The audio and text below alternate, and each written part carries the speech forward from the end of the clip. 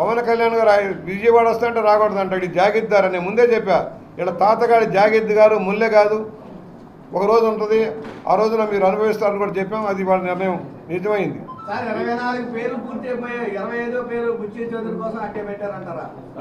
ఏం కాదండి, దాని గురించి ఆలోచించొద్దండి.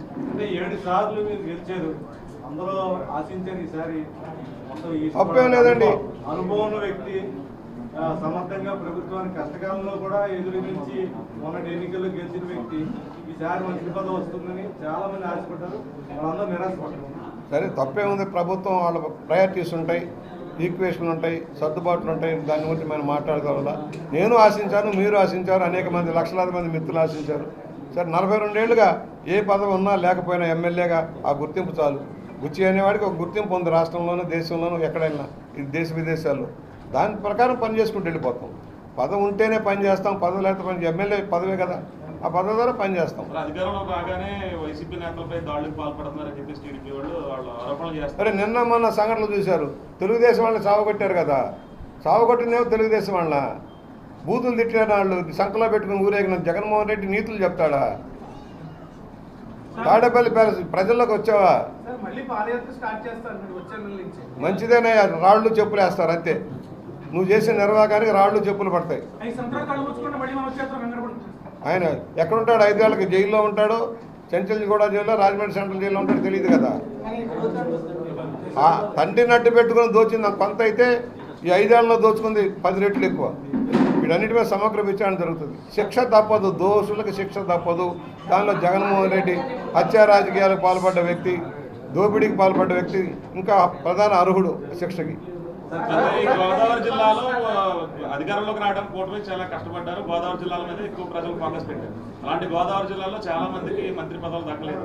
యువ నాయకులకు సంబంధించి సుభాష్ కానివచ్చు, లేదంటే కొత్తగా ఇప్పుడు దుర్గేష్ కానివచ్చు, అలాంటి వచ్చినట్టు అంటే సీనియర్లకి మిత్రపక్షాల మిత్ర ధర్మంలో సీట్లు సర్దుబాటు, మంత్రి పదవుల సర్దుబాటు. ఎందుకంటే బీజేపీ, జనసేన, తెలుగుదేశం కలిసింది. కొంత సర్దుబాట్లు తప్పదు, సామాజిక ఈక్వేషన్లు తప్పదు. దాని గురించి మనం మాట్లాడేది ఏం లేదు, దాని గురించి పట్టించుకునే పని లేదు. నా వరకు నేను ఆశించాను, ఓ గుర్తింపు వస్తుంది, ఈ ఆఖరి దశలో గుర్తింపు వస్తుంది. ఇప్పుడు లేకపోతే ఏమైంది? ఇదివరకు పదవి ఉంటేనే పని చేశాను, పని లేనప్పుడు పని చేయలేదా? రాజమండ్రిలో 4 సార్లు ఏ పదవి ఉండి పని చేశాను, రూరల్లో 3 సార్లు ఏ పదవి ఉండి పని చేశాను. పదవులు కాదండి, పని చేద్దాం. ఒకటి కొన్ని వెసులుబాట్లు ఉంటాయి, కొన్ని వెసులుబాట్లు ఉండవు. దాని గురించి నేను పెద్దగా మాట్లాడతాను. ఢిల్లీలో ఇప్పుడు చక్రం తిప్పే అవకాశం చంద్రబాబు నాయుడు గారికి వచ్చింది. ఈ పరిస్థితుల్లోనే సరే ప్రత్యేక హోదా కానీ, ఉక్కు ఫ్యాక్టరీ విషయం కానీ, ఇతర సమస్యలన్నీ రాష్ట్రానికి తీరే అవకాశం ఉంది. అది మాట్లాడతారు. అయ్యా నిన్నటిదాకా నోరు మెదపని వాళ్ళు ఇవాళ నోరు మెదుపుతారు. పరోక్షంగా ప్రత్యక్షంగా సపోర్ట్ చేస్తారు. పోలవరాన్ని ముంచింది నాయకులే, ఏదో చెప్తారు కబుర్లు. వాళ్ళందరి గురించి నేను మాట్లాడతాను. ఒకటి, మన రాష్ట్ర ప్రయోజనాల కోసం ఏం చేయాలి అదంత ప్రయత్నం జరుగుతుంది. మిత్రపక్షంగా ఉన్నాం కనుక అవసరమైనప్పుడు గట్టిగా నిలదీసి సాధించుకోవాల్సిన అవసరం ఉంది. రాష్ట్రం ఆర్థిక అతలాకుతలం అయిపోయింది. ఏ కార్యక్రమం చేయాలన్నా నిధులు కావాలి, పరిశ్రమలు రావాలంటే ఒక కాన్ఫిడెన్స్ క్రియేట్ కావాలి. ముందుగా రాజధాని నిర్మాణం, పోలవరం లాంటి ప్రాజెక్టుల నిర్మాణం పూర్తి కావాలి. దానికి కేంద్ర సహకారం అడిగారు, ఇస్తానన్నారు. సాధిద్దాం. ప్యాకేజ్ ఇస్తారా? ఈ గతంలో ఇస్తానన్న ప్యాకేజీని సాధించుకోవాలి. 10 ఏళ్ళు అయిపోయింది ఆల్రెడీ. అయినా కూడా వెనుకబడ్డ రాష్ట్రంగా, బీమార్ రాష్ట్రంగా మిగిలిపోకుండా ఉండాలంటే కేంద్ర సహకారం అవసరం. దానికోసమే కలిసాం. ఇవాళ త్యాగాలు చేసేది కూడా దానికోసమే, రాష్ట్రం కోసమే. ఎవరైనా త్యాగాలు చేసినా రాష్ట్రం కోసమే. అందువల్ల తప్పకుండా కేంద్ర సహకారం తీసుకొని రాష్ట్రానికి అవసరమైనంత మేరకు కూడా సాధించుకోవడం కోసం ప్రయత్నం చేస్తాం. ఆంధ్రప్రదేశ్లో తెలంగాణ నుంచి ఏపీకి రావాల్సి చాలా ఉన్నాయి. జగన్మోహన్ రెడ్డి తెచ్చుకోలేకపోయారు.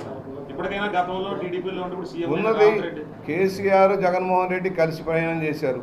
మనకి రాష్ట్రాన్ని తాకట్టు పెట్టాడు జగన్మోహన్ రెడ్డి, తన పదవి కోసం, తన కేసు నుంచి బయటపడటం కోసం. ఇవాళ అలా లేదు. ఇవాళ అక్కడ కాంగ్రెస్ అధికారంలో ఉన్న రేవంత్ రెడ్డి గారు కూడా కలిసి మనం సరిదిద్దుకుందాం. 2 రాష్ట్రాల ప్రయోజనాలు కాపాడుకుందాం.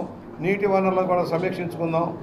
రాష్ట్రానికి 2 రాష్ట్రాల మధ్య ఉన్న విభేదాలు పరిష్కరించుకొని రాష్ట్రాన్ని ముందుకు తీసుకెళ్దాం. ఏదైతే పెండింగ్లో ఉన్న ఇష్యూస్ అంతా త్వరగా పరిష్కారం చేద్దామని చెప్పారు కనుక ఆ వైపు దృష్టి సారిద్దాం.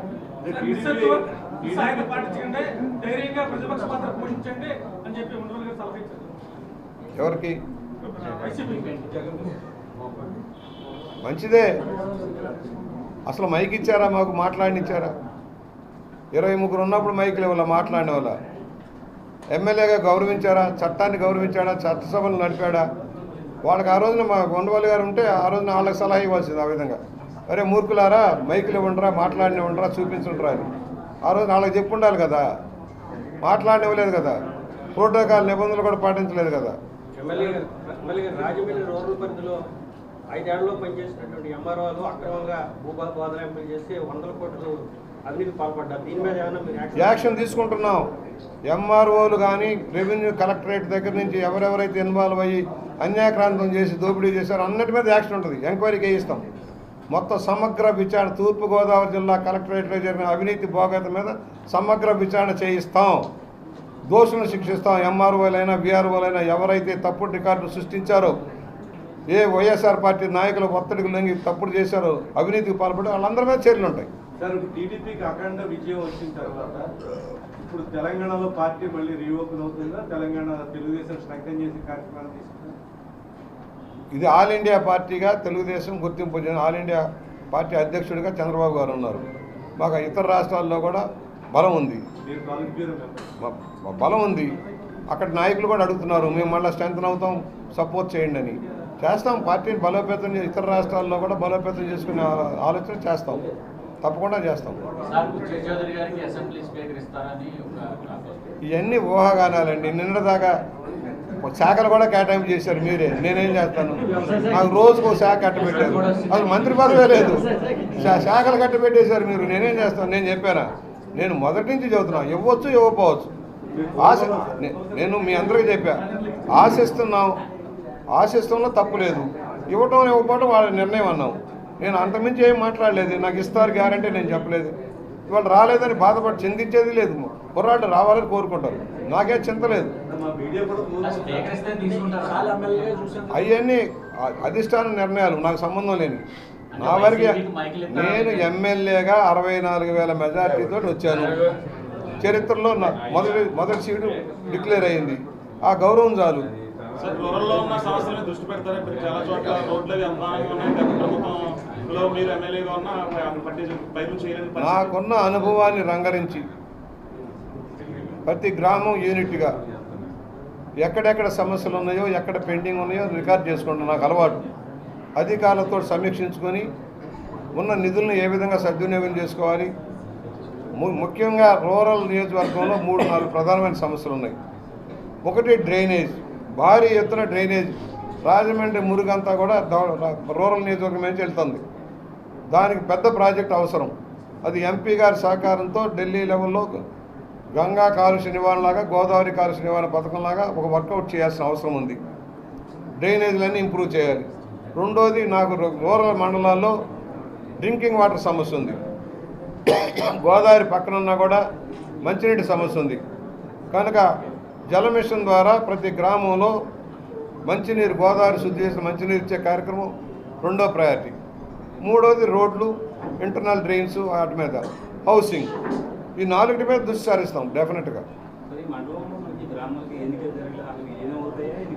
విలీనం, గ్రామాల విలీనం ఉంది. అది అనవసరంగా చిన్న విషయాల్లో 2-3 పెండింగ్లు ఉన్నాయి. ఒక భూములకు సంబంధించింది కానీ మండలానికి సంబంధించి కానీ క్లియర్ చేయిస్తాం. ఫాలోఅప్ చేసి కార్పొరేషన్కి, మండలాలకి, గ్రామాలకి ఎలక్షన్ జరగాలి. స్థానిక సంస్థలు నిర్వీర్యం కాకూడదు. స్థానిక ప్రజాప్రతినిధులు ఉండాలి. అన్నిటికీ ఎమ్మెల్యే, ఎంపీ చూడరు. స్థానికంగా ఉండాలి కనుక వాటిని వెంటనే సర్దుబాటు చేసి సత్వరమే కార్పొరేషన్ కూడా ఎన్నికలు వచ్చేలాగా చేసి దానికి గ్రామాల విలీనం కూడా, ఆ ప్రకటన కూడా త్వరగా కంప్లీట్ చేసి ఒక గ్రేటర్ రాజమండ్రిగా తీర్చిదిద్దుతాం. పుష్కరాలు వచ్చే నాటికి రాజమండ్రి సమగ్ర అభివృద్ధి వైపు దృష్టి సారిస్తాం. కొన్ని చోట్ల పంచాయతీకి సంబంధించిన నిధులు గతంలో 14-15 ఫైనాన్స్ నిధులు వెనక్కి వెళ్ళిపోయాయి.